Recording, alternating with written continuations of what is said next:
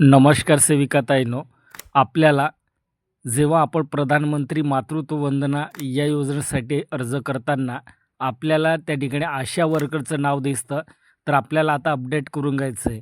आपण अंगणवाडी सेविका असेल तर आपल्याला आपलं नाव त्या ठिकाणी दिसायला पाहिजे. कारण जेव्हा ॲप्लिकेशन आपण अप्लाय करतो तेव्हा आपल्याला त्या ठिकाणी खाली आशा वर्करचं नाव येतं. तर आपण स्वतः फॉर्म भरत आहोत, तर आपली डिटेल कसे अपडेट करून घ्यायचे, आपलं नाव कसं येणार आहे ते आपण या व्हिडिओच्या माध्यमातून बघायचं आहे. व्हिडिओ शेवटपर्यंत पहा आणि पहिल्यांदा तुम्ही चॅनलवरती आला असेल तर चॅनलला सबस्क्राईब करून घ्या. चला तर आपल्याला काय करायचं आहे, ॲप्लिकेशन लॉग इन करायचं आहे. ॲप्लिकेशनमध्ये user I D passport fill up करून लॉग इन केल्यानंतर आपल्याला खाली यायचं आहे. खाली आल्यानंतर बघा खाली क्रॉस करायचं आहे, खाली क्रॉस करायचं आहे आणि या ठिकाणी तुम्हाला कोणत्या ऑप्शनवरती क्लिक करायचं, या ऑप्शनवरती क्लिक करायचं आहे. ॲड AWW आशा आधार डिटेल असं म्हटलं आहे. या ऑप्शनवरती तुम्हाला क्लिक करायचं आहे.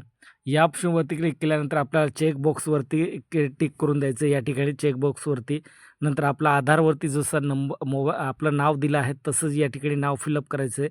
आपला आधार नंबर फिलअप करायचं आहे. आपली कॅटेगरी निवडायचं आहे आणि डेट अपॉइंटमेंट फ्रॉम डेट आपल्याला अपॉइंटमेंटची जी डेट मिळाली आहे ती डेट आपण या ठिकाणी सिलेक्ट करायची आहे आणि ॲड्रेस फिलअप करायचं आहे.